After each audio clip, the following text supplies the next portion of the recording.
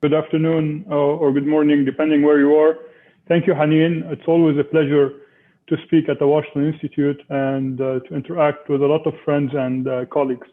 Last time I spoke in an open forum at the Washington Institute, Luqman was with us. We spoke back in November of 2019. We were almost a month into the revolution. I was very spirited, and so was Haneen. We were very optimistic with what was happening, whereas Luqman was a bit apprehensive and a bit fearful of the revolution. We were trying to make out how long would this revolution take, or where would it take us. He had these concerns, and rightfully so. A month after this talk we had at the Washington Institute, me and Luqman were attacked at our tent, which is called The Hub. This was a forum where we had interacted with a number of people. We had 45 lectures talking about different issues under the auspices and the patronage of the Civic Influence Hub, the CIH. Obviously, because we spoke at the Washington Institute and because of our quote-unquote pro-American stance, we were targeted by Hezbollah. And this is exactly what Luqman was fearful of. This is what we call the Hezbollah, the whiskey drinkers of Hezbollah, these left-wing activists who claim to be fighting corruption and asking for a sovereign state, but in fact, these are infiltrators and people who are planted by Hezbollah. The issue here that whoever killed Luqman knew well what Luqman was doing. He knew the influence that Luqman had on the ground, and more importantly, it was more of a preemptive strike. Luqman paid the price for being a very eloquent and a very outspoken critic of Hezbollah, but more so someone who was proud of his American connections. These connections were public. These connections were forged over large amounts of alcohol and good food in Beirut and in DC. And we never shy away from saying what we believe in. And me and Luqman and many people around this room are very outspoken, be it with the Lebanese revolution or with the Syrian revolution. And this is why Luqman ultimately paid the price. If you are still wondering who killed Luqman, you're in the wrong place, guys. People who killed Luqman are people who have been hijacking the state for a long time. People who are still hoping that the Biden administration will sell the pro-sovereign people down the river. It is betting on this ridiculous rhetoric that Hezbollah has a military and a political wing. It is basically as if you are trying to tell me that these people are the Girl Scouts of America, and they sell cookies. They sell Thin Mints, and they sell shortbread cookies. These people are unarmed, security-obsessed and security-minded people whose only obsession is to stay active on the Mediterranean, as well as in different regions around the world. Luqman knew well that he will not be able to win an overnight fight, but we were going all the way in the sense that we were refusing to allow these public spaces to be occupied by Hezbollah, and more importantly, by their allies in the Lebanese government, as well as in the American government, because we had a number of diplomats that would come to Lebanon and give them the Kodak moment.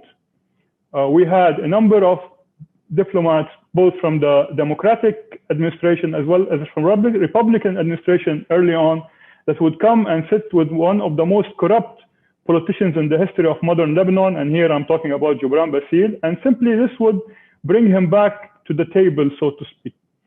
We had this exercise back in 2006 that every time a Western diplomat would visit Syria or would visit the region, one of us would be killed. Simply, they kill because they know that they can get away with it. They kill simply because they know that the Lebanese state cannot summon even a doorman or the coffee boy that makes coffee for Hassan Nasrallah. They can get away with it because they don't only use silencers, but they have a whole army of cyber bullies who go after us and who make us feel uncomfortable. Maybe not me, but my entire family, and this makes you very anxious, especially that we do not do this for a living. We are not politicians, and Luqman was not a politician, neither an activist. Luqman was a publisher, and he was a person who was obsessed with the archive and preserving the history and the memory of the Civil War, and this is how I knew him. Our problem is that people do not realize yet that we are still fighting two models. Either the model of Hassan Nasrallah, and this so-called obsession with acquiring ballistic missiles and convincing us that the only way to get out of this economic collapse is to grow potatoes in our backyard, or we go towards China, and both of these options are ridiculous, not to say naive. Or we have the option of what I call the Anghami platform. And Anghami is a platform that looks like Spotify. It's Arabic Spotify. These people opened in 2012, and these people are now valued at 120 million. Okay, recently they had to leave. They left to the UAE, to the United Arab Republic, because simply it was no longer an option to do business. If these guys actually walk to Nasrallah and tell him that you need to cool it down because we cannot do business, most probably he will tell them that you need to fight the good fight because we want to destroy and throw the Jews and the Israelis into the sea. And he would suggest that these same people who have developed this very fine interactive Arabic music platform to go and sell pirated DVDs on some intersection. These are the people that we are dealing with. If it comes to me, yesterday David Schenker gave a very good talk to Arabiya, and he said that the maximum pressure campaign is not being conducted by the United States, which I agree with. The maximum pressure campaign is being conducted by the militias of Iran, be it in Maghreb, be it in Saudi Arabia, be it in Lebanon through the killing of Luqman, but what they are doing in different parts of Syria. Simply, we cannot back away from this fight. So far, the Biden administration has been clear that it will not replicate the Obama model, which is fine, because simply, I actually don't care to convince you that you should do what's good for Lebanon. You should do what's good for the US. What's good for the US is not to allow impunity. It's not good to allow good people such as Luqman, people who believe in the liberal arts education and liberal arts value, to be executed in the south of Lebanon after a long night of drinking. To add insult to injury, we've been months into the killing of Luqman, and the Lebanese state has done nothing. It has just been able to bully us and try to convince us that they are trying to investigate, to try to find out who killed Luqman. We already know who killed Luqman. Whoever killed Luqman is the same person who killed Rafiq al-Hariri and who killed tens of other people, and who went into Syria and tried to convince us that they are fighting ISIS, while in fact they are butchering innocent Syrians and innocent civilians and kids and women. If Luqman was here, he would actually have used the quote behind me, which is, justice even if the heavens fall. Al-adl hatta law saqatat as-sama'. And Sayyid Ali Amin was telling me that you are optimistic. I am not optimistic. You cannot be a friend of Luqman and actually, be pessimistic. You cannot be a pessimist if you know Luqman Slim. We have been fighting these hoodlums, and here the hoodlums are not only Hezbollah. And people usually come to me and tell me, why are you obsessed with Hezbollah? Why do you only talk about Hezbollah? Actually, they don't listen to what we say. Me, Alia, Haneen, Ali, and all these people, we say that Hezbollah is part of the problem, because Hezbollah has a militia that provides cover and security and protection for the people who are embezzling the resources of the state. Haneen started off by telling you about the terrible living conditions. My salary at UB is 60 million Lebanese pounds, which is, for someone who teaches history, it's around $5,000. And this is so far. So in the next couple of weeks, maybe this will not be enough for me even to pump gas into my car. The problem is not financial. The reason why I talk about Hezbollah, because I cannot be talking about basically the immigration of birds. I cannot be talking about the lack of water, which is also a problem. But the problem here is that Hassan Nasrallah is trying to convince us that what he's doing is normal, and turning Lebanon into a Spartan state and an open state of warfare, not with Israel, because for me, he's protecting actually the northern border of Israel. He's actually an open war with the Gulf, the Arabs, and more importantly, with the Lebanese themselves. He can kill us, he can bully us, he can make us starve, but simply he cannot convince us that his model is normal. Whatever you want to say about it, what the Biden administration should do is simply call them out. What the Biden administration should do, and this is something which I was attacked on, that I was inviting sanctions against the Lebanese. Yes, I ask any policymaker, be it American, European, Chinese, or from Mars, to continue sanctioning not Hezbollah. Hezbollah is trivial in this sense for the fact that Hezbollah is a non-state actor which lives like a mafia. It runs a racketeering business and it can acquire money illicitly. However, the people who claim to be statesmen, people like Gibran Bassil and the rest of the Lebanese political elite, and here I mean all of them, I'm not signaling out anyone.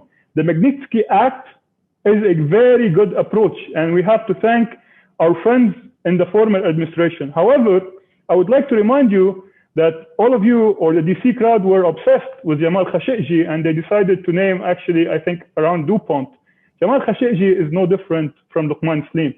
And because I know Luqman personally, and please accept this, I think that Luqman is much important than Jamal.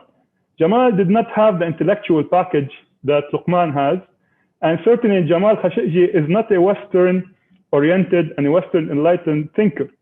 Luqman's case should be treated equally like Khashoggi. We already know who killed Khashoggi, and we are still trying to get justice for, at least Khashoggi will get justice because his killers ultimately admitted what they did. However, the killers of Luqman should be sanctioned for corruption, they should be sanctioned for racketeering, and they should be sanctioned for the killers that they are. The people that killed Luqman did not silence him with 6 bullets, 5 to the back and 1 to the head. They silenced him by convincing people that Luqman is a radical, that Luqman is inviting sanctions, and that Luqman actually wants to physically target Hezbollah. Luqman was simply drawing to the simple fact that we cannot allow Hezbollah and this political class to become normal.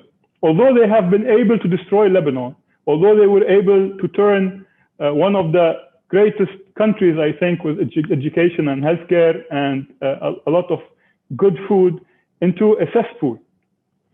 Remember, whoever is in the White House, be it a Republican or a Democratic president, what's important is not to allow people to walk over you and basically sell the Lebanese down the river, because simply your investment in Lebanon has been happening since the 80s and even before. And I teach a course to my students at UB about the United States and the Middle East.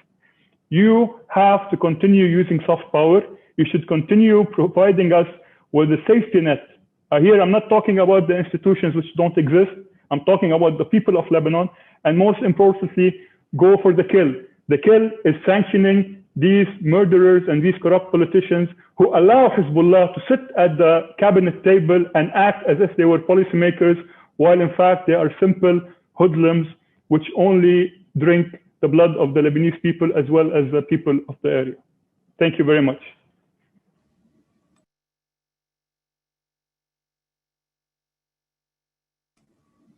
Makram, you're muted. Can you unmute? Okay.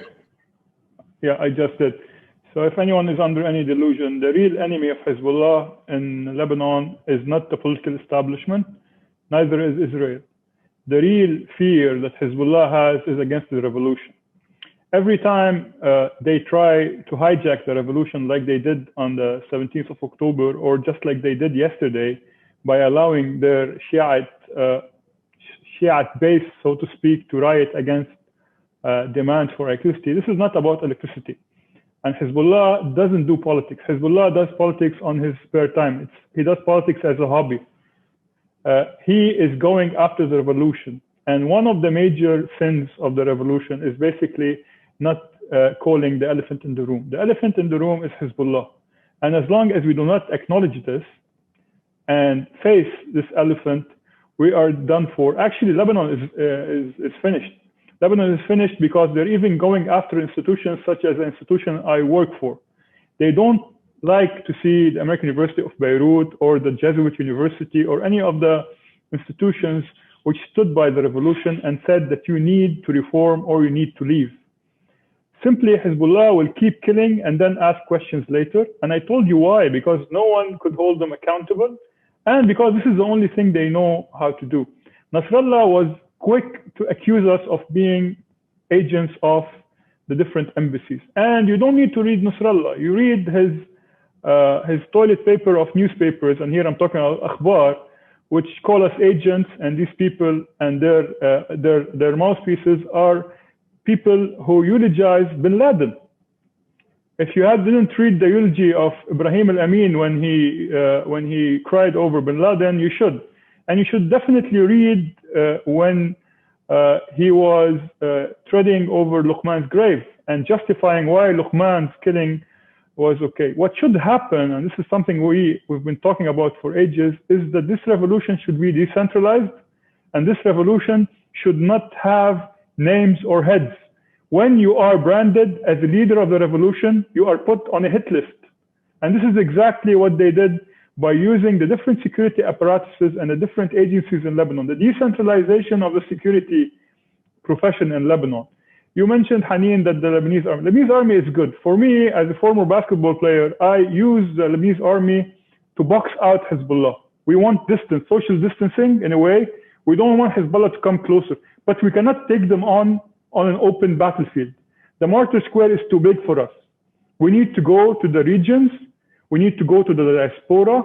And more importantly, and this is something that Alia can talk about, go after Assad and make them hurt. The collapse of the Lebanese economy has to do with the fact that Assad and his goons were embezzling our money, our dollars, and the whole Ponzi scheme, which Riyad Salemi and all of these people were part of. And unfortunately, the majority of the Lebanese put their money in banks for 15% return on investment. This is a Ponzi scheme. A drug dealer doesn't make this much money.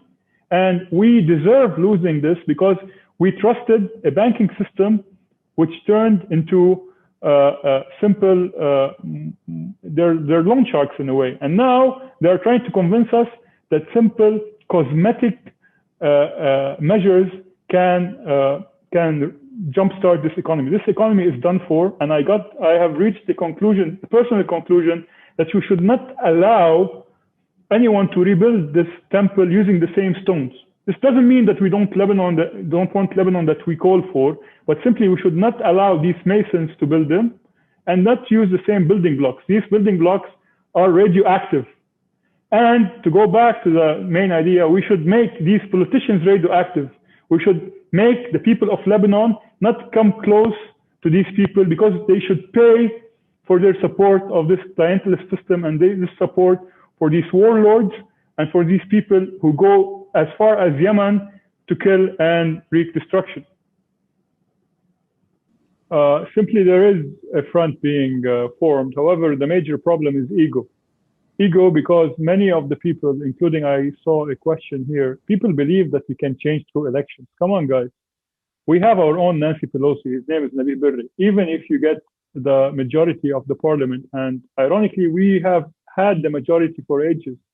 The last time March 14 won the elections, we were prevented from voting. You're not allowed to vote unless you vote for Hezbollah's guys. And ultimately, if anyone here thinks that we can win an election that is rigged by the fact that there's gerrymandering of the electoral law, and more importantly, people cannot go and vote because in Hezbollah-controlled areas, the electoral screen does not exist. If you are not a loyal supporter of Hezbollah, you are not allowed to leave your premise to go vote. This is very important. And more importantly here, I think that the traditional political parties who are not part of the corrupt political class, and here, if I may, the Lebanese forces and the Kata'ib, the Lebanese forces are guilty of helping Michel Aoun get to power. However, they are not implicated in corruption.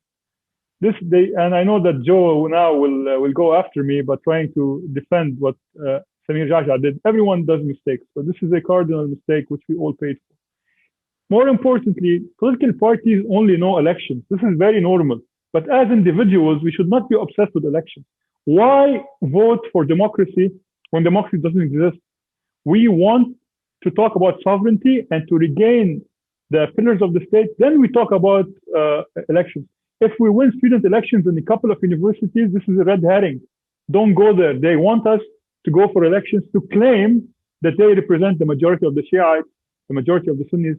And to answer you in conclusion, the Sunnis are nowhere to be found. And Saad al-Hariri represents Hezbollah and doesn't represent the Sunnis, with all due respect to the Sunnis of Lebanon. sorry, can you talk a little bit about that, the Sunni community and the leadership? The Sunni community stopped defending Saad Hariri. They still like him, and I like him as a person. He's a fun guy and everything, but he has taken us down a very dangerous road by the nexus that he established with Gibran Bassil and all the corrupt business deals which were conducted under the auspices of Nader, his cousin. More importantly here, that the Sunnis of the regions, the peripheries, have been abandoned by the Gulf.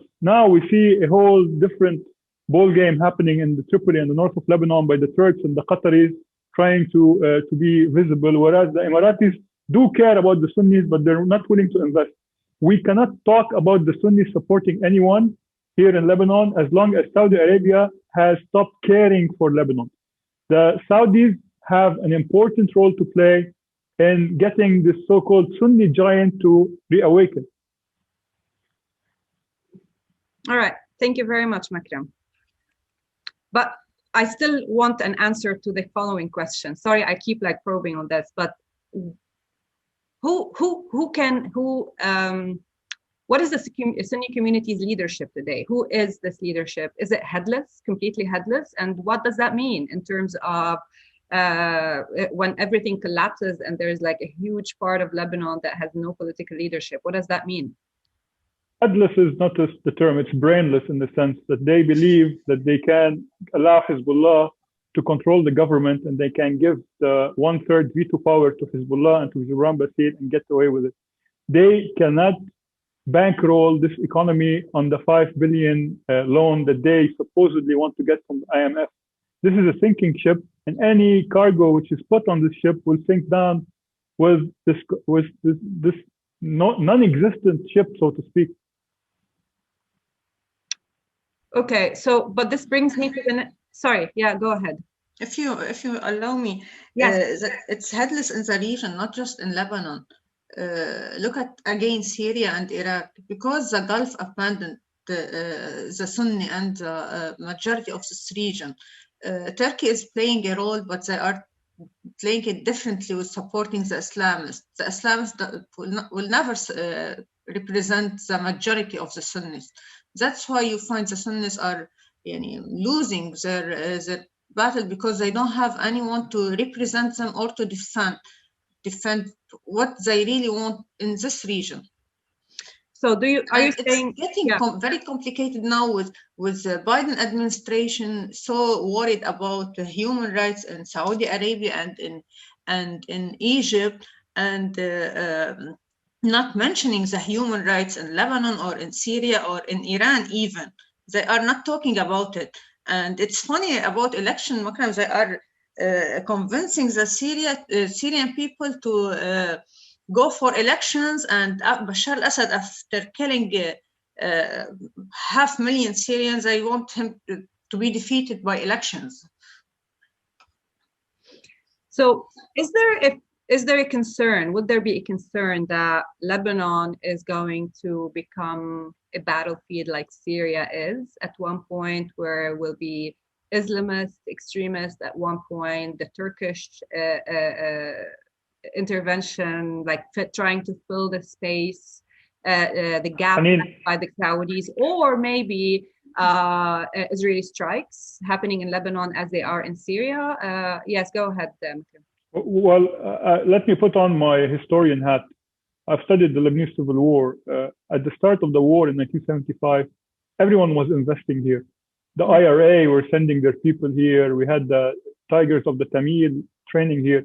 No one cares about Lebanon. No one will even fund a soccer match between the Sunnis and the Shiites. This obsession that the civil war will destroy everything and then we can rebuild again with someone like Hariri and the Saudis paying the bill, this will never happen. The only way out of this crisis is for us to admit that we have empowered a corrupt political class, and they in turn have empowered Hassan Nasrallah and his band of killers. This is the only way out of this. A civil war will not happen. People will starve. Not a civil war, but like a battlefield kind of. Battlefield between who? Between who? Hezbollah keeps on beating people up and uses the Lebanese army sometimes and the security apparatus another time. There's no battlefield. The battlefield is in people's fridges and in the empty shelves of the pharmacies, and potentially in a number of institutions that will close. In 1975, we had over 70 daily newspapers. People were pumping money into Lebanon. Now, no one is pumping money. Everyone is pumping money out of Lebanon. Don't you see, so you're saying that there will be no confrontation between Iran and Israel in Lebanon anymore? It's happening in Syria, and the Israeli Air Force is surgically killing these people. And ultimately, the Democrats want to be obsessed with just putting the Gulfies in line with human rights. What about human rights in Syria? What about human rights in Yemen? The Houthis are going after everyone. What about human rights in Iraq when gunning down Hisham al-Hashimi? This is where people, there's no difference between a Sunni killer and a Shiite killer and even a Baha'i killer. Everyone killed should be held accountable. That's important for any administration, be it Bernie Sanders, who runs the White House, or Biden, or Kamala Harris, or everyone. Kamala Harris actually called Bashar al-Assad a dictator, and these red lines should be enforced. I'm not talking about going to war every time anything happens, but you cannot back away from the fight. The stick and the carrot should always be on the table. Makram, last word for you. If I may, this is not really that complex. The problem in Lebanon is simply that no one is playing by the rules. We have a constitution. It's not a perfect constitution, but it was working as long as people admitted that it existed. The problem is the fact it's not the sectarian system. If you play by any rule, even though it's bad, okay, if you keep on doing and abusing it in a way that it does not collapse, it could work. The issue is here that you should continue sanctioning these people. These people are really scared by the US. They're really scared by sanctions, and they really like Macron. Look at Macron. Macron they spat in his face. They made fun of him. He came as a hero and left as a defeated conqueror. He's like the modern day Napoleon.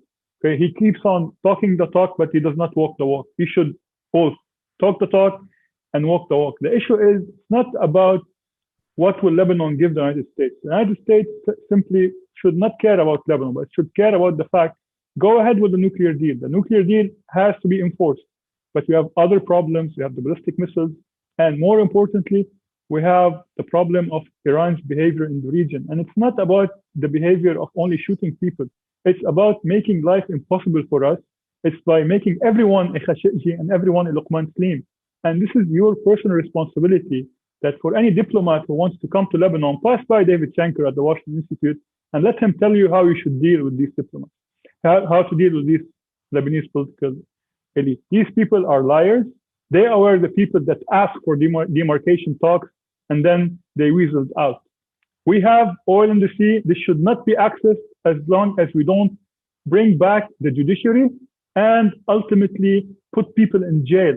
Hezbollah cannot survive without the Gibran Basils and these people to defend him and to convince people that the only way out for the Christians of the Levant is that this stupid alliance of minorities, which is so bad that I think it's an existential threat to anyone who believes that Gibran Basil and Bashar al-Assad and this band of killers can actually protect them. Thank you.